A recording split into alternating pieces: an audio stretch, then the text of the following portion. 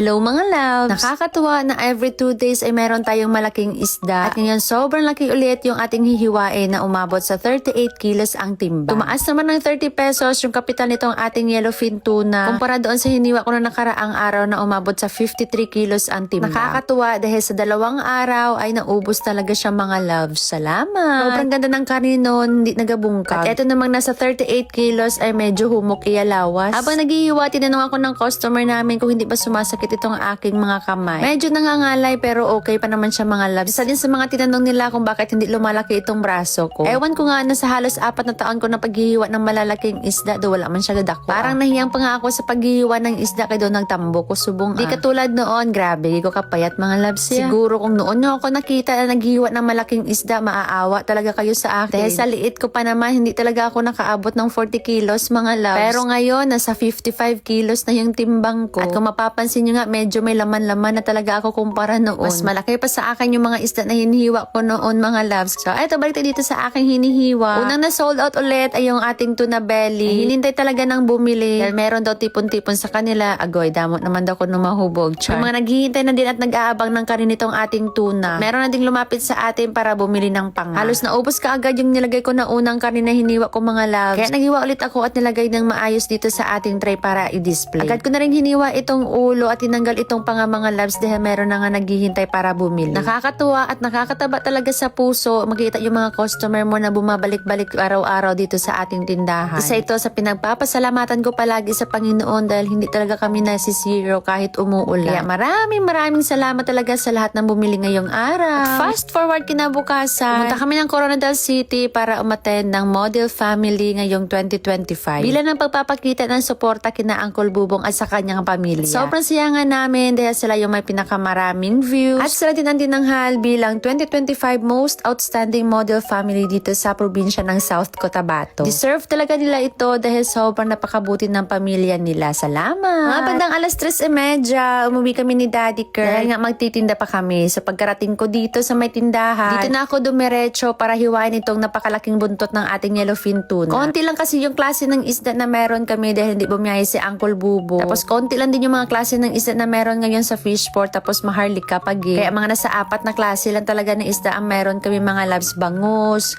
maliliit na tuna, tulingan or pirit ang tawag sa amin at saka yung buro. Nagalunggong naman ang tawag ng iba. Dahil konti lang yung klase ng isda na meron kami kaya hiniwa ko na itong buntot ng ating yellowfin tuna. Kinuha ko na muna itong karne pagkatapos hihiwain ko lang itong tinik niya sa may gitna mga loves. Pero hindi ko na ito i-display dahil binili na ito ng aking kaibigan. Papauwi pa lang kami ni Daddy Kurt dito, tumawag siya sa akin tapos pinareserve niya itong may tinik na part. Isa na din to sa mga naging paborito nila mga loves. At tuwing may malaking isda ako, ito talaga yung binibili nila. Salamat! Papatikimin daw ito sa kapatid niya na galing Iloilo. Salamat gid Ate Jane. Sobrang sarap naman talaga nito mga loves kundi gani isabawan ipaksiw. Yummy lang meron bumili sa atin ng 2 bangos at ipapahiwa sa atin. Ipapakas siya mga loves or ipadaing. Kapag ganitong klase ng hiwa, ako talaga yung maghiwa mga loves kaya hindi alam ng aking mga angels. Dati, hirap na hirap din talaga ako sa paghihiwa ng ganitong style. Pero kapag gusto mo talagang matuto, kahit mahirap, aaralin mo talaga. At bago ko nga natutunan ng paghiwa ng ganito, syempre, damo pa pilas-pilas eh. Hinahayaan ko naman yung mga angels ko na hindi na muna maghiwa ng ganito mga loves kasi ako nakulbaan sa ila. Maraming salamat sa lahat ng mga bumili ngayong hapon. Dahil konti lang yung mga isda namin, maaga din kaming natapos sa pagtitinda. At salamat Lord sa walang sawang pagbuhos ng blessings sa araw-araw. At bago matapos ang vlog na ito, gusto ko lang i-share in 1 Thessalonians 5:17,